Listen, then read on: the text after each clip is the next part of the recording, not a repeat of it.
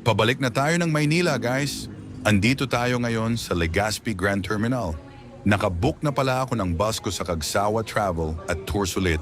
1,200 pesos ang pamasahe sa Royal Class. Pero kapag online ka nag-book, 1,344 pesos siya. Pagkapasok ko sa X-ray, diretso na ako sa departure area kasi nag-early check-in na ako kanina. Tapos naghanap ng makakainan. Bumili lang ako ng tubig dito sa Shawarma House at Mr. Potato kasi gusto ko light snack lang muna. Time to eat! In fairness, ha? Lasang-lasa mo yung sikat na brand sa Mr. Potato. 5:30 pa naman ang alis ng bus ko, kaya nag-CR muna ako. Medyo hindi ko lang bet yung CR dito. Hindi gumagana yung gripo at medyo hindi malinis. Siguro kulang sa maintenance. Ayun, lumabas na ako para sumakay. Numero 23 ang seat ko. Pero nung binigay ko yung number kay Kuya Driver, mamaya pa raw pala ang biyahe ko. Pang 5:00 ng hapon pala yung nakapila.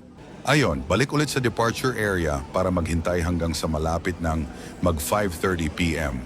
Nung tinawag na, bumalik na ako sa labas sa Bay 1 at nakasakay na rin. Sa may gitna lang yung upuan ko, nilagay ko yung luggage ko sa taas, tapos umupo na. Halos pareho lang din nung una kong nasakyan. Maluwag ang legroom at may seatbelt. 5:42 p.m. na kami nakaalis, delayed ng 12 minutes.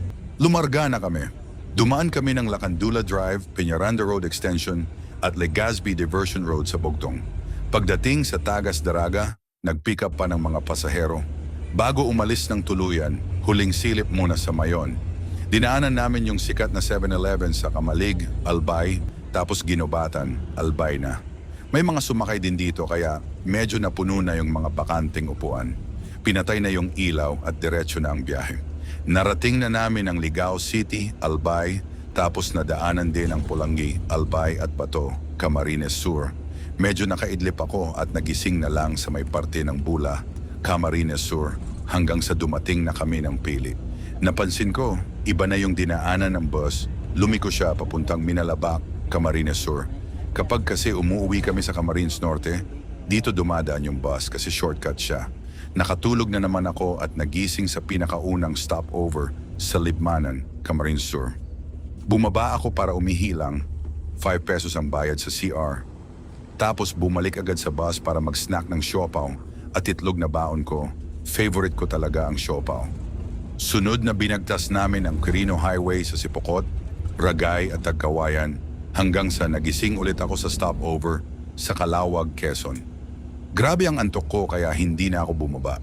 Putol-putol na yung tulog ko, nagigising na lang ako pagdating ng Gumaka, Quezon, Plaridel, Quezon, tapos Pagbilao, Quezon ng 2:43 ng madaling araw. Sunod naman nating dinaanan ng Chaong, Quezon ng 3:24 ng madaling araw. Ito na yung last stopover namin. Umihi lang ako, bumalik sa bus at kinain yung natitira kong baon na snack. Dire-diretso na ang biyahe hanggang sa marating namin ang Santo Tomas, Batangas ng 4:30 ng umaga at Turbina, Calamba City, Laguna ng 4:30 ng hapon. Dinaanan na namin yung parteng Southwood City sa Carmona, Cavite para magbaba ng pasahero tapos balik ulit sa SLEX. Diretso lang hanggang San Pedro City, Laguna at Muntinlupa City, Metro Manila. Finally, nasa loob na tayo ng Metro Manila. Tanaw na dito yung mga matataas na buildings. Nadaanan din namin ang Naya Terminal 3. Diyan ako madalas sumakay kapag nagre-airplane ako. Nag-exit na yung bus hanggang sa marating namin ang Tambo, Parañaque City at sa wakas, andito na kami sa PITX. Pumasok na yung bus sa loob ng terminal at babaan na namin. 5:56 ng umaga, ako nakababa. Inabot ng 12 oras at 14 na minuto ang biyahe namin kabuuan. Diretso na ako sa loob ng PITX para umuwi. To be continued.